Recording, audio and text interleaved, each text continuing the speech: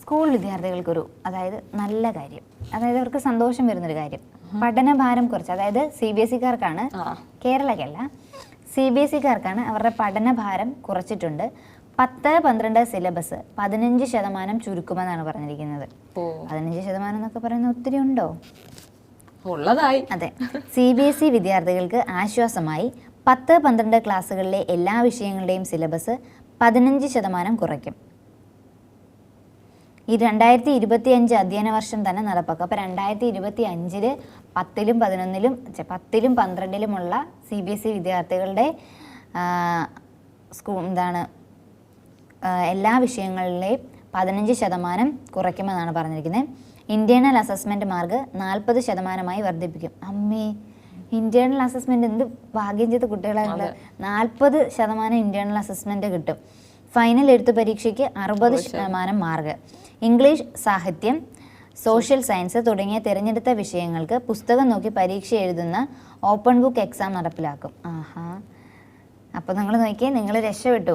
English, സാഹിത്യവും social സയൻസിനും തുടങ്ങിയ തിരഞ്ഞെടുത്ത വിഷയങ്ങളിൽ നിങ്ങൾക്ക് ഓപ്പൺ ബുക്ക് എക്സാം ഉണ്ടായിരിക്കും. അപ്പോൾ നിങ്ങൾ എവിടെയാണ് നിങ്ങൾ പോർഷൻസ് എവിടെയാണെന്ന്, അതായത് ഉത്തരങ്ങൾ എവിടെയാണെന്ന് കണ്ടുപിടിച്ച് വെച്ചാൽ മാത്രം മതി, നമുക്ക് നോക്കി എഴുതാം. പക്ഷെ അത് എളുപ്പമാണോ എന്ന് പറയാനും പറ്റില്ലേ. പ്രോജക്റ്റ് അസൈൻമെൻറ്റ്, പീരിയോഡിക് ടെസ്റ്റ് എന്നിവ ഉൾപ്പെടുന്ന ഇൻറ്റേർണൽ അസസ്മെൻറ്റിനാണ് കൂടുതൽ ഊന്നൽ. നിലവിൽ 10ാം ക്ലാസ്സിൽ 20%, 12ൽ 30%മാണ് ഇൻറ്റേർണൽ മാർക്ക്. ഓപ്പൺ ബുക്ക് പരീക്ഷയിൽ കാണാതെ പഠിക്കുന്നതിൻ്റെ ഓർമ്മശക്തി പരിശോധിക്കുന്ന പരീക്ഷാ രീതിയാണ് മാറുന്നത്. ഓർമ്മശക്തിയെ മാത്രം ആശ്രയിക്കാതെ വിശകലനം, വ്യാഖ്യാനം, പ്രായോഗിക ജ്ഞാനം എന്നിവയിൽ കുട്ടികളുടെ ശേഷി വിലയിരുത്താം. ഇപ്പം നമ്മൾ കാണാതെ പഠിക്കുക, ചിലർ കാണാപ്പാഠം പഠിച്ചാണ് പോണത്, ചിലരത് മനസ്സിലാക്കി പഠിച്ചാണ് പോകുന്നത്. അപ്പം എന്നെ സംബന്ധിച്ച് നോക്കുകയാണെങ്കിൽ ഞാൻ ചില കാര്യങ്ങളൊക്കെ കാണാപ്പാഠം പഠിച്ചാണ് പോണത്. ചില കാര്യങ്ങൾ മാത്രം, അതായത് നമുക്ക് ഇഷ്ടമുള്ള സബ്ജക്റ്റ് ഉണ്ടല്ലോ, ആ സബ്ജക്റ്റ് മാത്രം മനസ്സിലാക്കി പഠിച്ചിട്ട് എഴുതും. അല്ലാത്ത സബ്ജക്റ്റ് എന്നാണോ എഴുതി വെച്ചിരിക്കുന്നത് അത് ഒരു സെന്റൻസ് തെറ്റിയാൽ ഇരുന്ന് ആലോചിക്കും. സെന്റൻസ് അല്ല, ഒരു ലെറ്റർ തെറ്റിയാൽ എന്നായിരുന്നു ഒരു വാക്ക്, ഇങ്ങനെ ഇരുന്ന് ആലോചിക്കും. അങ്ങനെ പഠിക്കുന്നവരുണ്ട്. അപ്പോൾ അതിൽ നിന്നൊക്കെ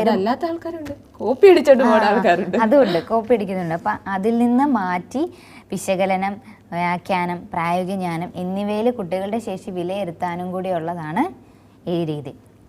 CBSE-കാർക്ക് മാത്രമേ ഉള്ളൂ. അതെ, CBSE-കാർക്ക് മാത്രമേ ഉള്ളൂ. അത് മോശമായിപ്പോയി അല്ലേ. പിന്നെ വരുന്ന പരിഷ്കാരങ്ങൾ, പ്രായോഗിക ജ്ഞാനം. 2025 ഏകദേശം 50 ചോദ്യങ്ങളും പ്രായോഗിക അറിവും നൈപുണ്യ വിദ്യാഭ്യാസവും അടിസ്ഥാനമാക്കി തിയറി പഠനത്തേക്കാൾ അറിവുകൾ പ്രയോഗിക്കാനുള്ള ശേഷി നിർണ്ണയിക്കുന്നതിന് മുൻതൂക്കം. വിഷയങ്ങൾ മനഃപ്പാഠമാക്കുന്ന പരമ്പരാഗത രീതിക്ക് പകരം വിമർശനാത്മക ചിന്തയും പ്രശ്നപരിഹാര കഴിവുകളും പരിപോഷിപ്പിക്കും. അത് നല്ലതാണ് അല്ലേ. വിഷയങ്ങൾ മനഃപ്പാഠമാക്കി എടുപ്പിക്കാതെ വിമർശനാത്മക ചിന്ത, അതായത് ഓരോ കാര്യങ്ങളെക്കുറിച്ച് നമുക്ക് ഒരു അവബോധം കിട്ടുന്നത് നല്ലത്. പിന്നെ പ്രശ്നപരിഹാര കഴിവുകൾ, അതാണ് ഏറ്റവും കൂടുതലായിട്ട് വേണ്ടത്. ഡിജിറ്റൽ മൂല്യനിർണ്ണയം, തെറ്റുകൾ ഒഴിവാക്കി മൂല്യനിർണ്ണയം സുതാര്യമാക്കാനും ഗ്രേഡിംഗ് കൃത്യമാക്കാനും തിരഞ്ഞെടുത്ത വിഷയങ്ങളിൽ ഉത്തരക്കടലാസിൻ്റെ ഡിജിറ്റൽ മൂല്യനിർണ്ണയം നടത്തും. ഡിജിറ്റൽ മൂല്യനിർണ്ണയം ഉണ്ട് കേട്ടോ. 2 ബോർഡ് പരീക്ഷകൾ. 2025 10-12 ക്ലാസ്സുകളിൽ ഒറ്റ ടൈം പരീക്ഷ നിലനിർത്തും. 2025-26 മുതൽ 2 ബോർഡ് പരീക്ഷകൾ. ഒറ്റ ബോർഡ് പരീക്ഷയുടെ സമ്മർദ്ദം ഒഴിവാക്കാം. പഠനം കൂടുതൽ കാര്യക്ഷമമാകും. മാർക്കും പ്രകടനവും മെച്ചപ്പെടുത്താൻ കൂടുതൽ അവസരങ്ങൾ. വർഷം മുഴുവൻ പഠന പുരോഗതി അറിയാം എന്നീ പരിഷ്കാരങ്ങളൊക്കെയാണ് കൊണ്ടുവരാൻ പോകുന്നത്. അപ്പോൾ എന്തായാലും 10-12 സിലബസിലെ കുട്ടികളുടെ 15% വിഷയങ്ങളിൽ ചുരുക്കും എന്നാണ് പറഞ്ഞിരിക്കുന്നത്. ഓക്കെ, ഇതൊക്കെ വന്നു കഴിയുമ്പോൾ അറിയാം അതെ എങ്ങനെയായിരിക്കും. അപ്പോൾ ജസ്റ്റ് പരീക്ഷണമാണ്.